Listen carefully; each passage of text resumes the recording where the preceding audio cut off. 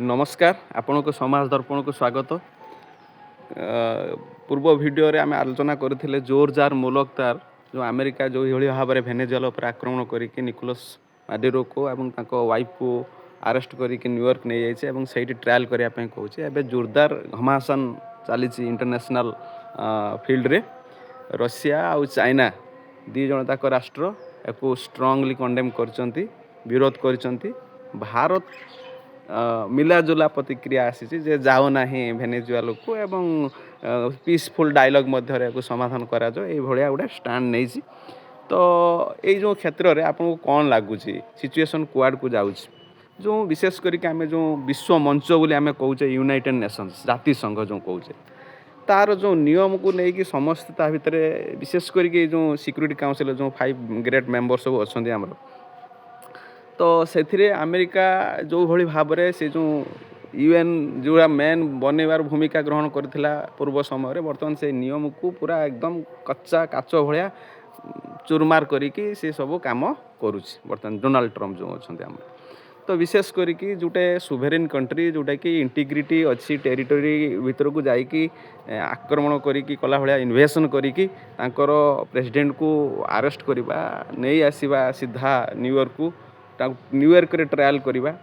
जे ताके से जो आमर जो यूएन चार्टर अच्छी जो कोर चार्टर अच्छी जो आर्टिकल 2 रे जो नियो अच्छी कौन सी राष्ट्र कौन गोटे स्वाधीन राष्ट्र बा सोभरेनिटी जो अच्छी गोटे इंटीग्रिटी जो अच्छी टेरिटोरी ताको आक्रमण करि ना। 2 नंबर पॉलिटिकल क्षेत्र में राजनैतिक क्षेत्र में कौन जिस डायरेक्ट इंटरव्यून करवा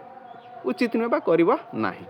ता भर 2टा एक्सेप्शन अच्छी गोटे केस कौन से 2टा केतले ना 2टा यूएन रो एक्सेप्शन अच्छी गोटे हूँ कौन ना जदि यूनाइटेड सिक्यूरिटी काउंसिल अप्रूवाल नहीं तुम कर यूनाइटेड सिक्यूरिटी काउंसिल जो मीटिंग हम मीटिंग रे अप्रूवाल हम जो हाँ तुम एग्रेसन कर वैलिड रिजन सहित एक सेटा तो है ना तुम यूनाइटेड सिक्यूरिटी काउंसिल तो मीटिंग है ना कि अप्रूवाल नहीं कि यूएस जाइए अटैक करने भेनेजुएला उपर। नंबर 2 हूँ सेल्फ डिफेन्स को यदि तुम उपर भेनेजुएला अधिवासी जदि भेनेजुएला रु जदि आक्रमण होता अमेरिका उपर ता निश्चित भाव में तुम राइट अच्छे अमेरिका राइट अच्छे तुम अटैक कल तुम प्रेसिडेंट हो कि प्राइम मिनिस्टर हो नहीं जीव सेमिति तो भेनेजुएला रो कौन एग्रेसन अमेरिका उपर है ना सेमिति तो किसी है ना। तेणु 2टा केस को एक्सेप्शन जो 2टा दिखाई यूएन चार्टर से एप्लिकेबल हो ना तेना यहाँ सरासर गलत अच्छी जे एक्सटर्नल एग्रेसन है भेनेजुएला उपर जोटा कि इंटरनेशनल लॉ जो अच्छी बा यूएन लो जो लॉ अच्छी ताको पूरा पूरी चुरमार कर देछि अमेरिका। तेणु विश्व मंच जो यूएन लो आउ किसी वर्चस्व ना आउ से जो इंटरनेशनल रूल अच्छी लॉ अच्छी बा जहाँ सब नियम कानून अच्छी सी सब आउ किसी काम दौनी। तेणु जो साम्राज्यवाद जो भाया माने साम्राज्यवादी जो एनेक्सेसन भाया आरंभ कर डोनाल्ड ट्रम्प आप देखूँ यहाँ इंडिया रशिया चाइना भी सेमती रशिया भी जो भाव में यूक्रेन उपर आक्रमण कर ये भी कहते अमेरिका रशिया भितरिया डील हो तुम ये नहीं जाओ यूक्रेन आम ये नहीं जाऊँ भेनेजुएला तो से इंटरिम गवर्नमेंट गोटे कर जो फिर भी रशिया चाइना जेहेतु तांकर इन्वेस्टमेंट चाइना रे विशेष करके $300 बिलियन इन्वेस्टमेंट है Venezuela Russia purchasing Venezuela purchase करुच्ची military arms and ammunition Russia रु आउ चाइना रु तेणु से स्ट्रांगली एटा को नौचंती ये मीटिंग यूनाइटेड सिक्रेट फॉरेनली मीटिंग गोटे कंडक्ट कर डाकी माने करिसंती। तो कथा होची जे एई भली भाव रे जदि चले ताना आम भारत कौन ना भारत सीधा जीव पाकिस्तान उपर मुझे कौन कहूँ से अमेरिका वाला क्या एमती से जो प्रोटेक्शन केमी कर सी आर्टिकल 51 को नहीं प्रोटेक्शन करें सेल्फ डिफेन्स करूँ कहीं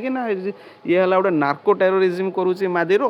तेणु सी आमको ड्रग्स कारबार हेल्प करुच्चे आम लोक ड्रग्स खाई लोक मरुंच आउ इनफिल्ट्रेशन हो सब जिन हवा फल ड्रग ट्राफिकिंग हवा फल आम सेल्फ डिफेन्स को लेकिन आम ये कारबारी करूँ କିନ୍ତୁ ଏଇଟା ଗୋଟେ ସେଲ୍ଫ ଡିଫେନ୍ସ, ଗୋଟେ ନେରୋ ଡେଫିନେସନ୍ ହେଲା ନା। ସେଲ୍ଫ ଡେଫିନେସନ୍ ତୁମେ ନାର୍କୋ କ'ଣ ନିଶା ଦ୍ରବ୍ୟ ସେବନ ହେଲା, ଏଇଟା ସେଲ୍ଫ ଡିଫେନ୍ସ କେତେବେଳେ ଆସିବ ନା ଯେତେବେଳେ ଭେନେଜୁଏଲା ଆକ୍ରମଣ କରିଥାନ୍ତା ତୁମ ଉପରକୁ ବା ତୁମ ଉପରେ କୌଣସି କାରବାଇ ନେଇଥାନ୍ତା, ତୁମେ ତାକୁ ସେଲ୍ଫ। ଏଇ ଯେଉଁ ଡ୍ରଗ୍ ଟ୍ରାଫିକିଂ ନେଇକି ଗୋଟେ ତୁମେ କହିବ ଯେ ସେଲ୍ଫ ଡିଫେନ୍ସ, ତାହେଲେ ଆମେ ତ ବଢ଼ିଆ ହେଲା ତେଣୁ ଭାରତ ପାଇଁ। ତୁମେ କହିବ ବର୍ଷ ଧରିକି ପାକିସ୍ତାନ ଆମକୁ ଇନଫିଲ୍ଟ୍ରେସନ୍ କରୁଛି, ଆମର ଆତଙ୍କବାଦୀ ସେଠି ସୃଷ୍ଟି କରି ତାଙ୍କ ପାଇଁ ଆମର ପୁରା ଏତିକି ଇକୋନୋମିକ୍ ଡାଉନ୍ ହେଲାଣି, ଆମର ଏତିକି ହ୍ୟୁମାନ୍ ରିସୋର୍ସ ବା ଏତିକି ଆମର ମଣିଷ ନଷ୍ଟ ହେଲେଣି, ମଲେଣି, ଆମେ ସିଧା ଯିମୁ